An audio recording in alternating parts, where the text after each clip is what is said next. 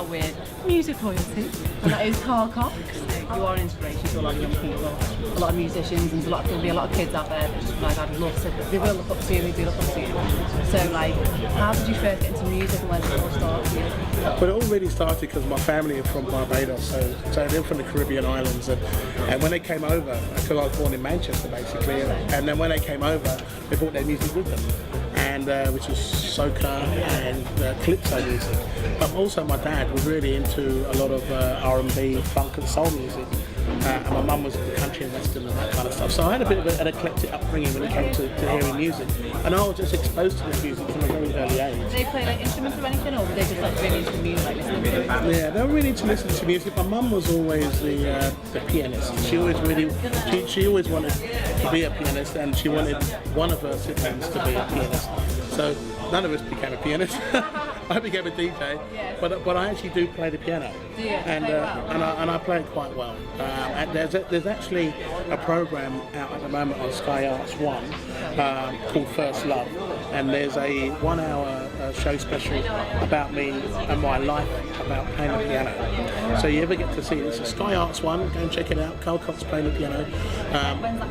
It's actually been out, and it will be on repeat. And this will be something to check out, because if a lot of people are inspired by how I did what I did, because my first love was always about music and DJing, but my real first love was actually about being a pianist. So I could have been here today talking about me, doing concerts from a worldwide point of view, but I ended up choosing the other way of playing music, and so.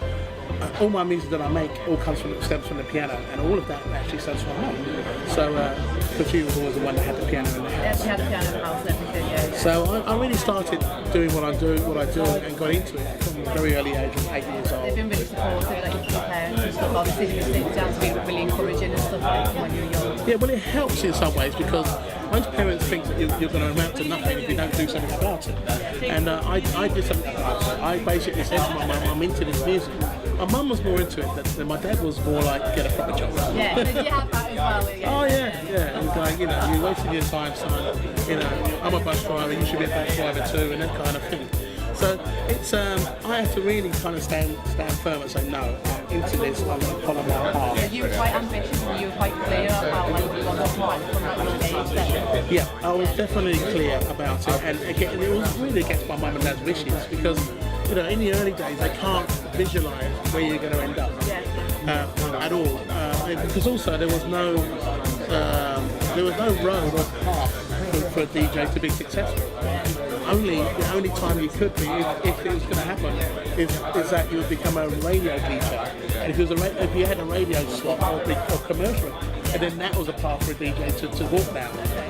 But now you don't have to actually take that path. You can create your own parties, your own sound. You can create your own music now quite easily, and it is very different now. So, for me, I hopefully, with all the years that I've been doing what I'm doing, my path to success has just been the organic path of the idea of actually getting out and creating the Carl Cox sound, all the parties that I can do based on what I love, and I love playing music and sharing the music. So that's what I've done, and I've always done until present day. So when you decided, like, right, I'm on a mission now, I know what I want to do, I know how I want to get there. How did you first take the first steps to kind of make that actually happen?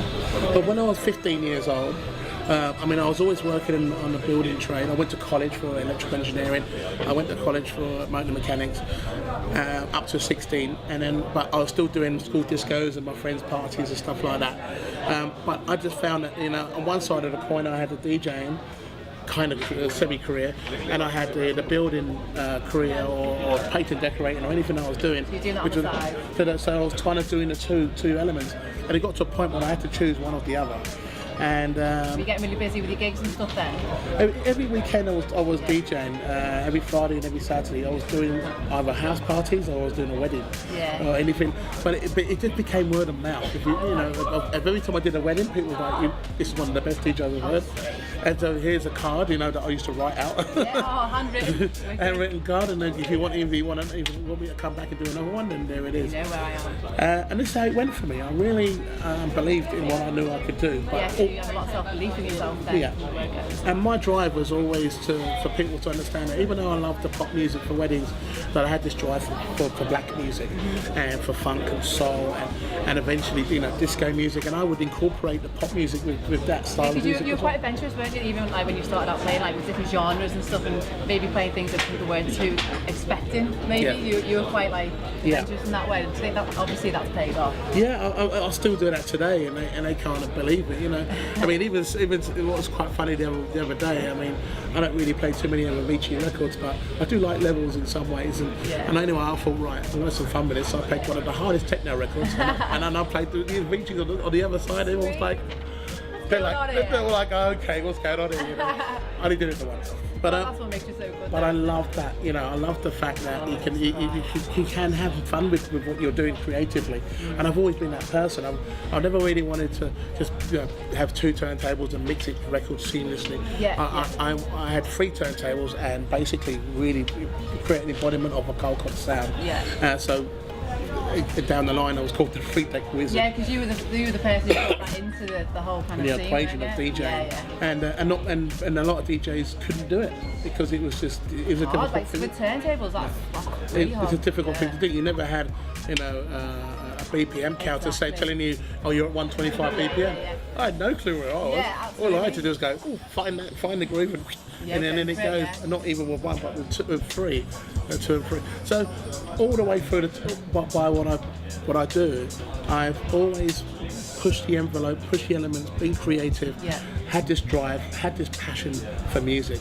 And as long as you have all of these elements, and then you will become successful, no doubt, because you're pushing them, you're knocking down the door of success the whole time. But if you just blasé and I'll make a record, it'll become a hit, and then I'll be famous, and then it just doesn't work.